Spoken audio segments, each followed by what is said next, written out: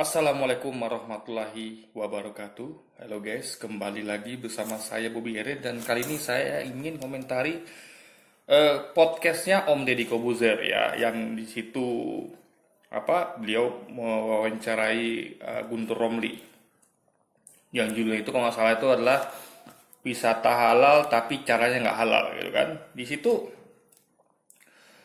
Guntur Romli itu memprotes keras tentang katanya penyiksaan terhadap anjing di Aceh gitu. Jadi Satpol PP itu disinyalir menyiksa anjing tersebut dengan cara memasukkan ke dalam suatu tempat ya, saya nggak tahu tempat itu apa. Lalu anjing itu mati itu, kehabisan napas atau apa lagi gitu kan. Tapi menurut klaim dari Satpol PP-nya itu dikatakan bahwa anjing itu mati stres. Nah, jadi apapun itu perlu investigasi ya. Tapi yang mau saya kritik adalah gini.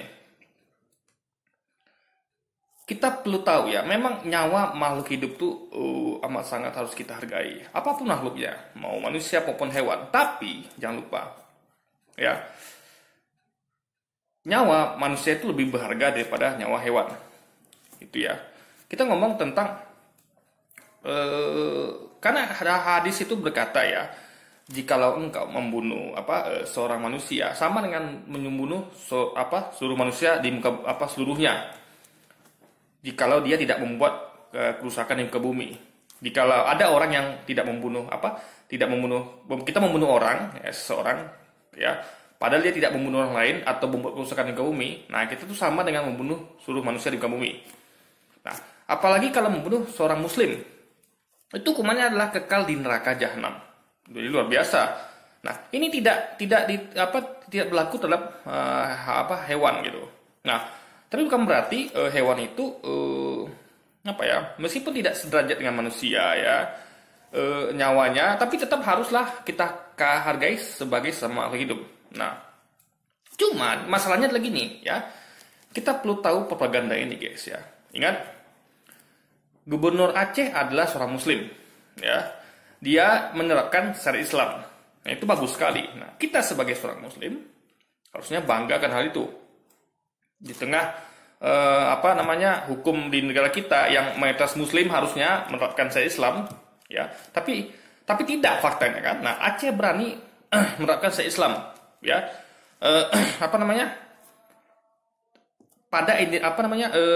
Bangga dengan identitas sebagai muslim. Karena seorang muslim haruslah memakai syariat Islam. Bukan memakai hukum seperti sekarang ini adalah pakai hukum Belanda gitu, KUHP, peninggalan Belanda.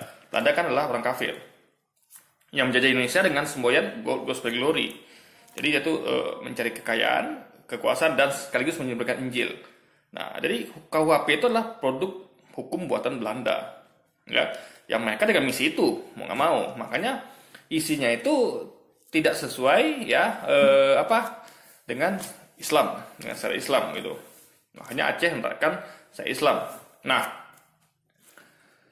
kita ngomong tentang nilai nyawa.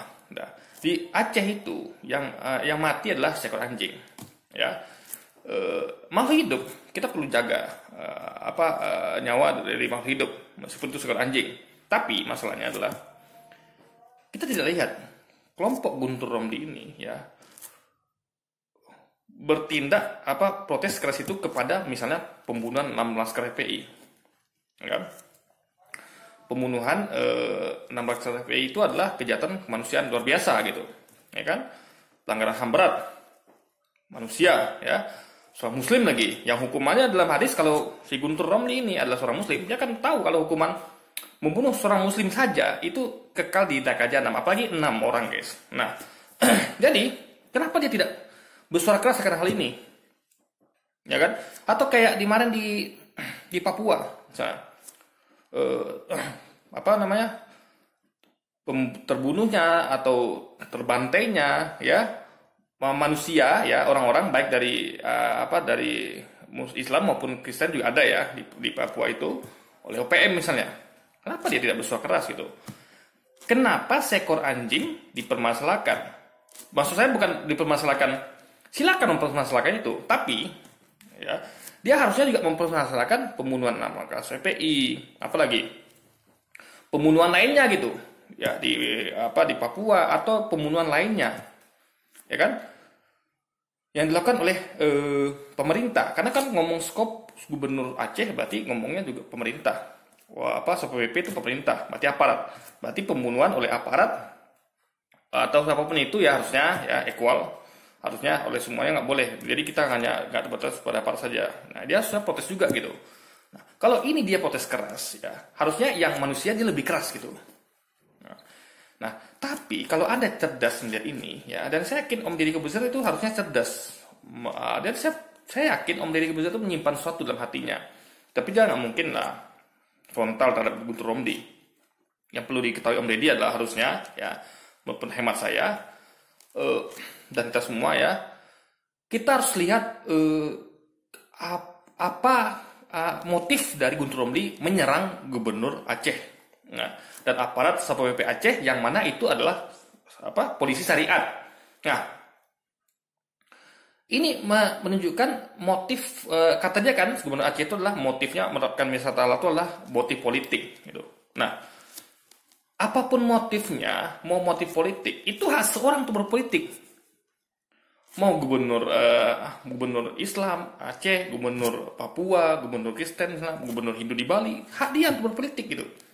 Menggunakan agamanya, silakan. Apa masalahnya coba?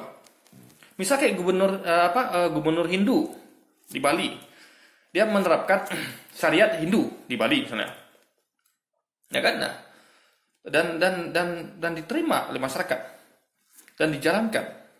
Nah, misalnya dia menggunakan itu untuk motif politiknya, apa salahnya coba?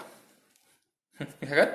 Di NTT atau di Papua, seorang gubernur Kristen menggunakan motif agama untuk politik, apa masalahnya coba?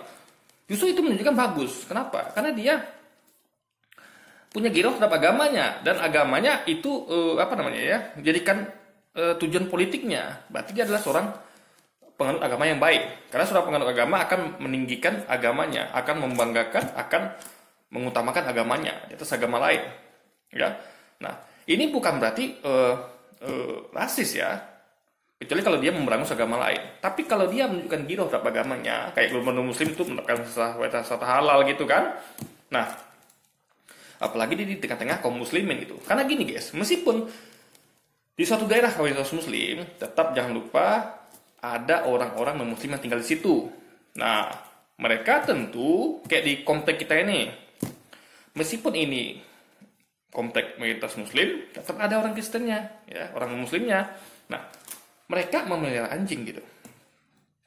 Nah, karena dalam Islam anjing itu adalah najis ya, dalam artian tidak boleh terkena air liurnya, itu bisa repot, bisa najis berat itu kan, kita perlu menyucikan diri. Nah, itu selayaknya anjing-anjing ini harusnya diikat atau dikandangkan, jangan dibiarkan keliaran bebas. Karena belum lagi bahayanya ya, Anda bayangkan misalnya ada anak kecil ya, atau tempat itu jadi nggak nyaman lagi. Saya jujur guys ya, di kompleks saya ini ada kompleks sebelah saya juga. Nah, saya kan orang yang suka jalan-jalan. Saya suka belusukan lah istilahnya sekarang itu, jalan-jalan ke semua tempat dengan kaki itu, bukan motor ya. Saya suka menyusuri komplek perumahan, menyusuri jalanan gitu. Ya jalan-jalan lah untuk olahraga sekalian gitu kan. Nah, saya paling malas kalau menemukan tempat itu yang ada anjingnya gitu, ya kan? Kenapa? Dia pasti akan datang menggonggong dan mendekati kita. Nah, bagi saya seorang muslim, ya, ini kita ngomong tentang keterbatasan ya. Sebagai seorang muslim itu ada aturannya. Jadi ini bukan rasis sekali lagi ya. Kalau Anda bukan seorang muslim silakan. Tapi kalau kami atau kita seorang muslim itu punya batasan. Kita nggak boleh bersentuhan dengan anjing kena air liurnya, karena itu haram, najis berat gitu. Nah, jadi sama seperti ya itu kan aturan melekat pada seorang muslim yang nggak bisa digeneralisir. Jadi bagi saya itu ada suatu masalah, bagi yang non muslim itu nggak masalah. Nah, jadi anjing itu akan membuat saya nggak nyaman guys. Belum lagi ketika belum lari ya, belum maraton, belum jogging gitu, jalan aja sudah digonggongin, diikutin guys. Nah, kalau apes bahkan dikejar gitu kan. Jadi diikutin terus gitu. Nah, bagi saya mungkin cukup punya keberanian terhadap anjing gitu ya. Tapi nggak tahu kalau anjing yang yang ganas ya, yang buas gitu ya, anjing gede lah gitu kayak herder segala macam gitu. Tapi kalau si anjing biasa, insya Allah saya masih punya keberanian untuk tidak gugup atau takut ketika menghadapinya. Nah, bagaimana dengan anak-anak coba? Ya kan? Ada kejadian kan anak-anak tewas atau terluka digigit anjing kan? Nah, orang dewasa aja ada guys gitu. Nah, maksud saya gini, demi keamanan bersama ya, binatang-binatang yang kira-kira cukup buas seperti anjing, apalagi monyet atau anjing, monyet atau apapun itulah, itu harusnya dikandangkan, diikat gitu guys. Nah, karena itu demi kenyamanan bersama ya. Coba kalau semua anjing di tempat kita ini diikat atau dikandangkan, orang akan nyaman jalan-jalan kemana-mana guys, jogging segala macam aktivitas. Kita punya lahan yang luas di sini, komplek ini di tempat saya ini kan. Tapi sayangnya ada keraguan untuk melangkah. Kenapa? Jangan-jangan di sudut tertentu ada anjing yang mengejar atau ada anjing yang mengganggu gitu, mengusik gitu guys. Nah, kan mengurangi kenyamanan gitu. Intinya adalah akan mengganggu, ibaratnya itu kan suatu gangguan gitu. Nah, itu paling ini daerah mayoritas muslim. Jadi kita ngomong tentang gini guys ya. Jadi kata Guntur Romli, wisata halal tuh harusnya diterapkan hanya di tempat-tempat non muslim.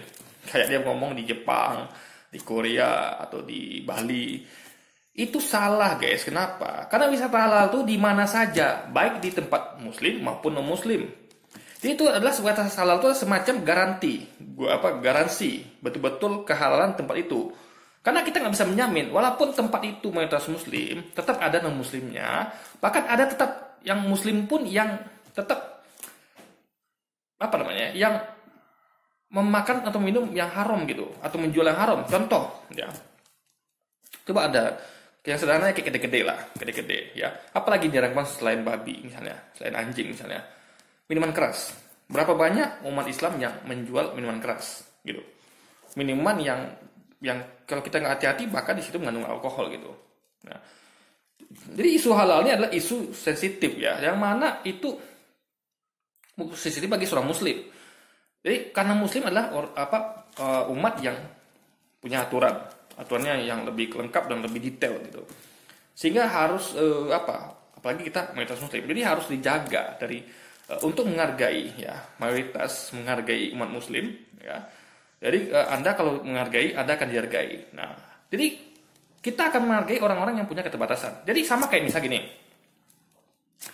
Anda buat jalan misalnya, ada yang orang normal dan orang yang cacat. Mohon maaf ya, orang cacat dengan orang normal. Nah, kalau Anda menghargai orang cacat, Anda akan membuat jalan bagi orang cacat atau akses bagi penyandang disabilitas lah, ibaratnya salah cacat disabilitas di samping normal, orang normal gitu. Nah, ini untuk kan menghargai orang disabilitas gitu.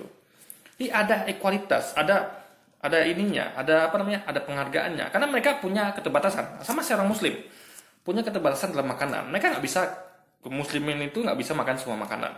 Makanya digaransi dengan wisata halal. Nah, wisata halal ini kan kan tidak tidak mengganggu dari yang non muslim, ya. Wisata halal nih, semua bisa makan di situ. Jadi wisata halal bukan hanya untuk kaum muslimin, tapi juga bisa untuk non muslim, ya. Karena yang dibatasi itu kan kaum musliminnya, non muslim kan tidak dibatasi. Makanya ketika ada wisata halal, tempat wisata halal, ya kayak di Aceh, itu umat Islam akan merasa nyaman, ya. Tidak ada was-was, meskipun itu daerah mayoritas Islam, tapi ingat, jangan lupa ada non muslimnya juga. Karena nggak mungkin dilakukan pembersihan etnis kan, itu nggak mungkin terjadi. Ya, di Islam nggak seperti itu. Jadi memastikan kalau tempat itu memang semuanya halal. Jadi semacam sertifikat halal keamanan bagi kaum muslimin. Apalagi itu tempat dari Islam berdiri gitu. Nah itu bagus sekali. Jadi sudahlah saya Islam aman lagi, ada garansinya lagi. Itu sertifikat wisata halal itu. Nah, apa masalahnya coba? Seorang gubernur muslim menerapkan wisata halal, ya kan? Apapun itu mau tujuan politik silakan. Beliau adalah seorang muslim. Saya pun kalau seorang gubernur, saya akan akan mengutamakan agama saya gitu. Saya akan buat juga wisata halal di daerah saya. Saya akan buat saya Islam. Itulah gila saya sebagai kaum muslim, sebagai seorang muslim, guys. Kebanggaan saya pada agama saya. Di mana salahnya coba? Ya kan? Masa dikatakan Romli itu motifnya politik segala macam lah. Apa masalahnya coba? Di sisi lain ya, ada orang yang menyerang Islam misalnya, kayak menistakan Islam, kayak Muhammad KC, siapa lagi itu tidak digubris sama Guntur Romli gitu. Jadi kenapa saya mempertanyakan kenapa seorang muslim yang ngakunya muslim ya, Guntur Romli ini fokusnya kepada sesama muslim gitu. Ini fokusnya adalah kepada sesama muslim ya, baik Gubernur Aceh maupun jajaran aparatnya yang menerapkan syariat Islam dan membuat wisata halal. Kenapa fokusnya ke situ? Coba. Nah, masalah anjing misalnya terbunuh itu silakan investigasi. Tapi jangan jangan ngomong lebih dari itu. Misalnya membunuh anjing. Karena ini kan belum tentu membunuh kan. Kan pengakuan SPP adalah anjing itu mati karena stres, bukan karena dibunuh gitu. Alias nggak sengaja. Nah, jadi jangan langsung di judge itu anjing dibunuh gitu. Kok jelas ada ketemuan bukti anjing itu dibunuh, jelas dicekik atau apa gitu kan, dia kan belum tentu dibunuh. Dan dan misalnya kalau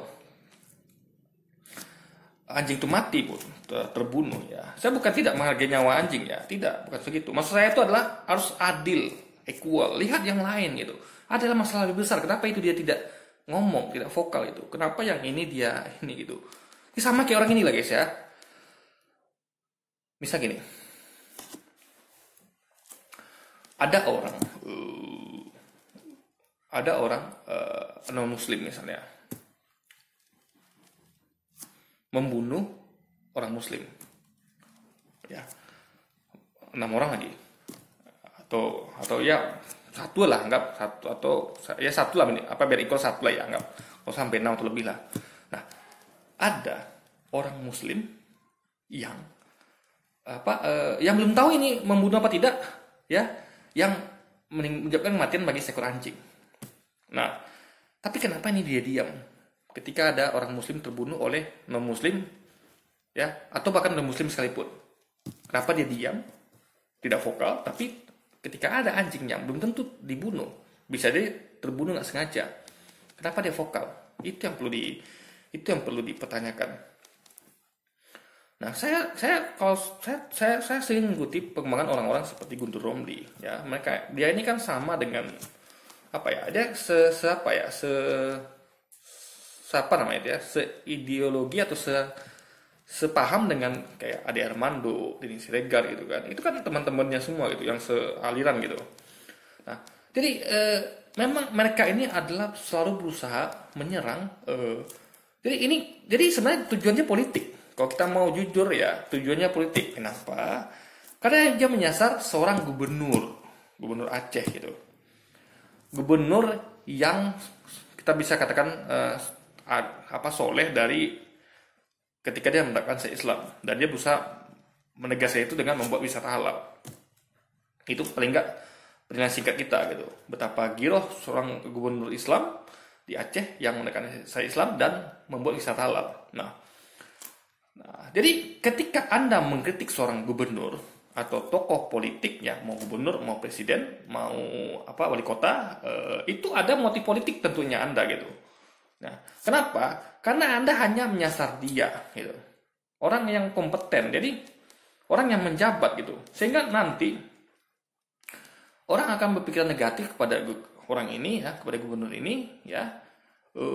Citranya buruk gitu kan. Karena propaganda Anda gitu, propaganda Guntur Romli, sehingga orang nggak suka sama dia gitu. Bahkan orang benci dengan apa yang dilakukan dia, nggak setuju dengan penerapan syariat Islamnya, penerapan wisata halalnya, maka diserang terus itu. Kenapa sih wisata halal di daerah Aceh yang syariat Islam gitu? Loh, apa masalahnya? Coba. Ini sama kayak gini guys ya. Aduh, apa saya katakan lagi ya? Misalnya kayak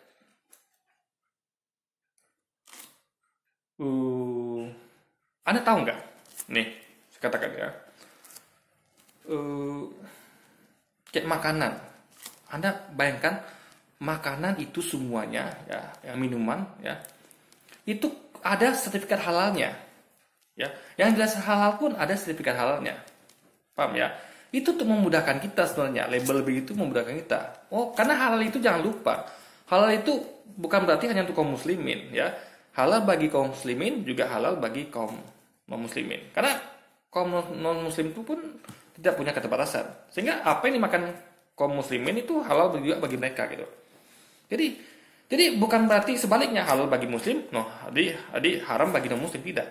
Jadi ibaratnya ini makanan untuk semua gitu.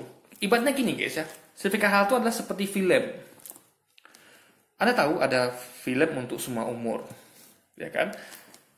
Ada film 12 tahun ke atas misalnya. Nah, itu kan label-label itu mau daerah, mau makanan, minuman, itu kan label-label untuk menunjukkan bahwa ini untuk semuanya. Wisata halal adalah wisata untuk semua, bukan hanya untuk kaum muslimin gitu.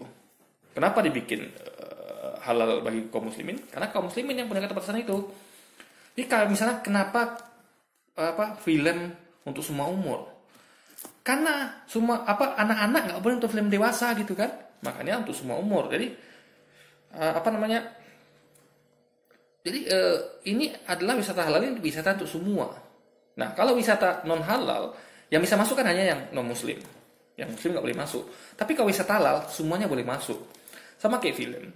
Film 12 tahun ke atas yang boleh nonton hanya 12 tahun ke atas. Yang kalau film semua umur semua boleh nonton gitu.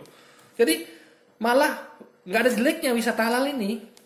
Dimanapun itu, mau di daerah non muslim, mau di daerah muslim, wisata halal itu bagus. Kenapa? Itu menggaransi sama seperti film. Rating bagi semua umur, sehingga kita nggak perlu ragu lagi gitu. Oh, ini boleh makan semua ini, boleh datang sana berkunjung nih, boleh nonton semuanya nih gitu kan.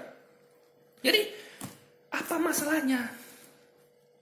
Jadi wisata halal itu sama dengan pelabelan film untuk semua umur gitu. Semuanya boleh nonton, semuanya boleh berkunjung, semuanya boleh makan guys. Nah, jadi itu bagus sekali malah menggaransi.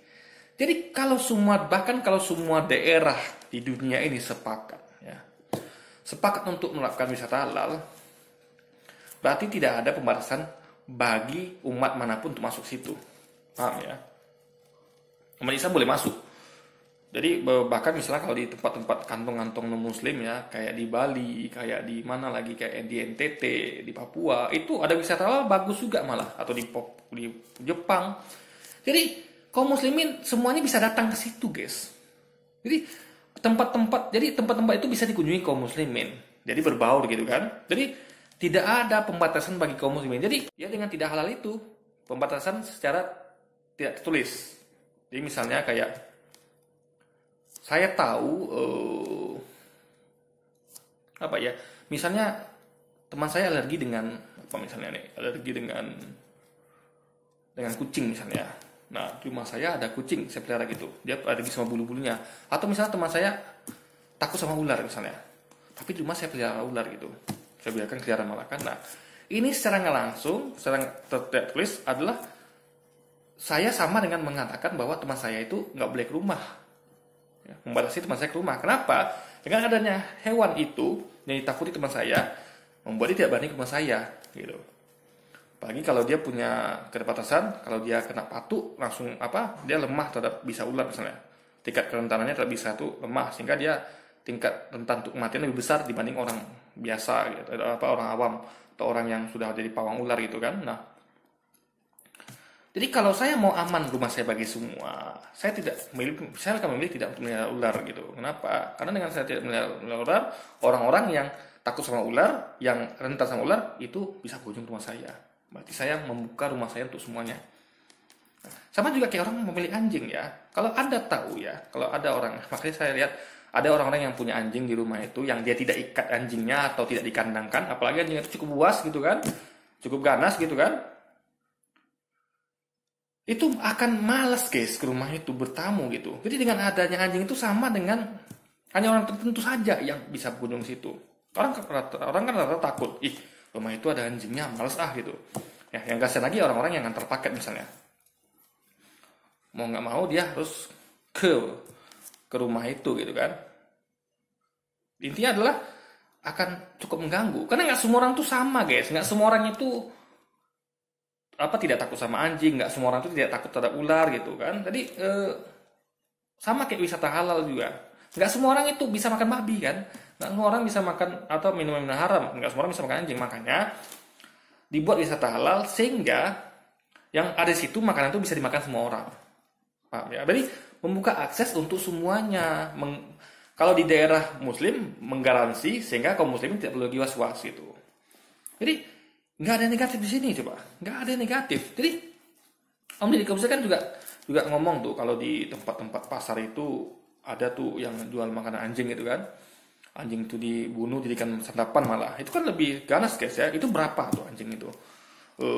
Meskipun kata Om Deddy Corbuzier dia tidak menyerang budaya itu ya. Maksud saya gini, walaupun si Guntur Romli mengklaim dia juga kontra terhadap itu, tapi dia tidak terang-terangan dan tidak sevokal ketika seperti kejadian yang terjadi di Aceh ini, guys.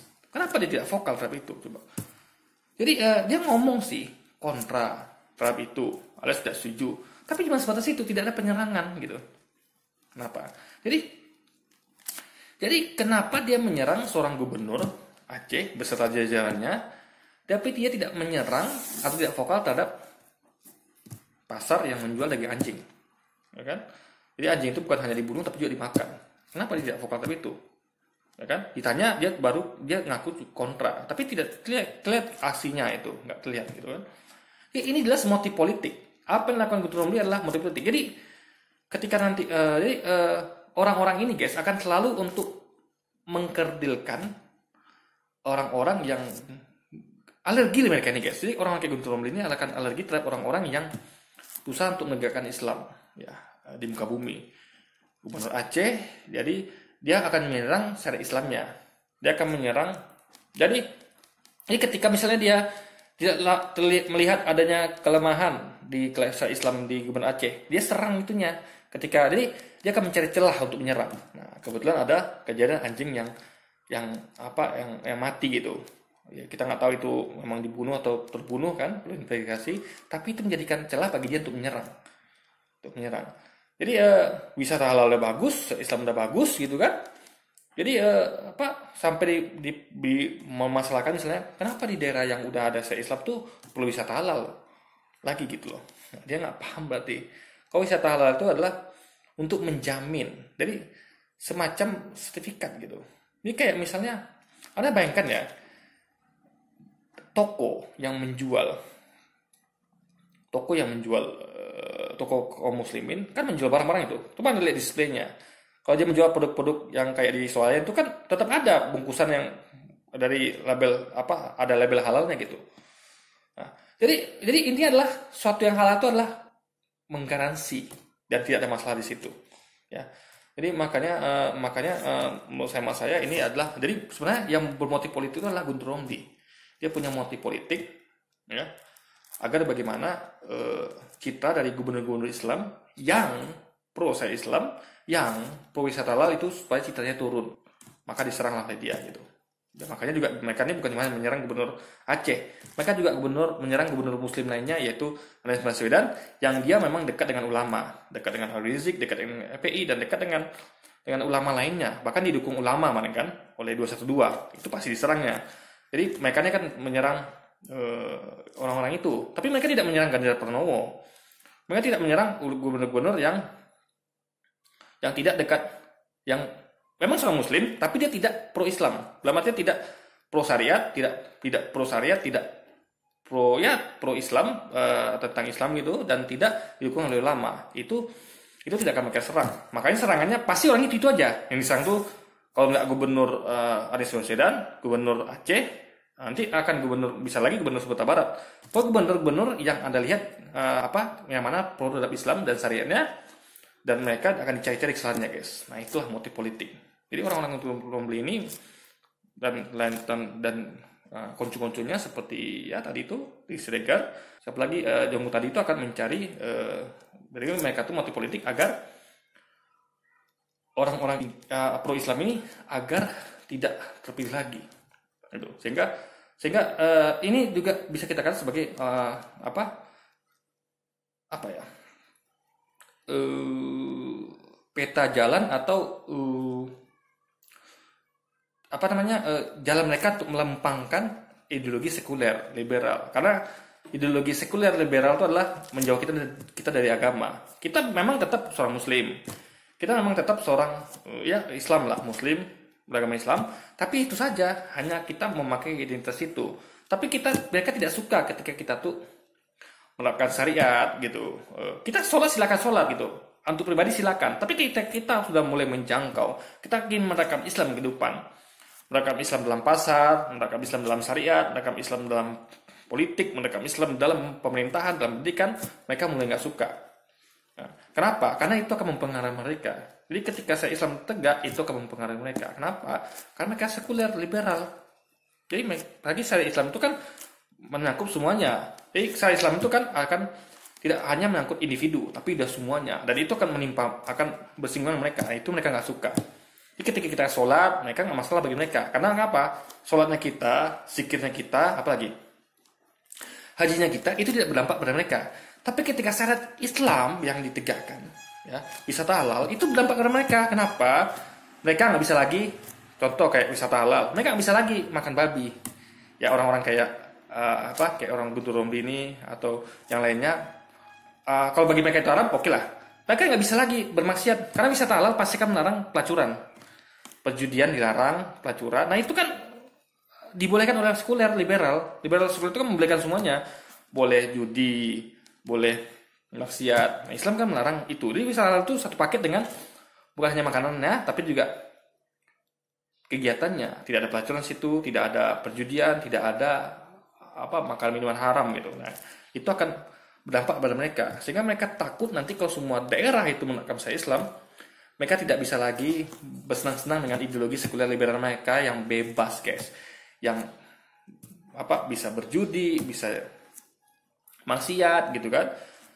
Joget-joget nggak jelas, buka aurat gitu. Intinya adalah mereka ingin hidup bebas mutlak, karena itulah ideologi sekuler dan liberal. Mereka nggak suka dibatasi oleh aturan agama. Maka mereka akan selalu berupaya untuk menjegal semua aturan agama yang bisa ditegakkan di bumi ini, di buminya Allah, guys. Karena mereka anti dengan syariat, hukum agama. Karena hukum mereka adalah hukum buatan manusia. Mereka tidak mau tunduk pada Allah, kepada Tuhan. Mereka hanya tunduk pada nafsu, hawa nafsu mereka sendiri. Maka mereka nggak suka tuh wisata halal. Mereka nggak suka syariat Islam. Maka mereka nggak suka gubernur atau orang-orang yang berusaha menerapkan syariat itu, guys. Nah itu intinya. Jadi ini sebenarnya adalah ideologi syariat Islam ya versus sekuler liberal. Itu. Jadi orang-orang sekuler liberal ini akan berusaha untuk menghalangi, menjegal, memperlambat apapun itu untuk mengganggu orang-orang yang berusaha untuk menegakkan syariat Islam atau menunjukkan keislamannya, mempengaruhi orang-orang sekitarnya dengan dakwahnya, dengan kebijakannya. Itu target mereka untuk diserang, guys. Sehingga syariat Islam itu nggak tegak, dakwah itu tidak tegak, jadi hanya untuk diri sendiri.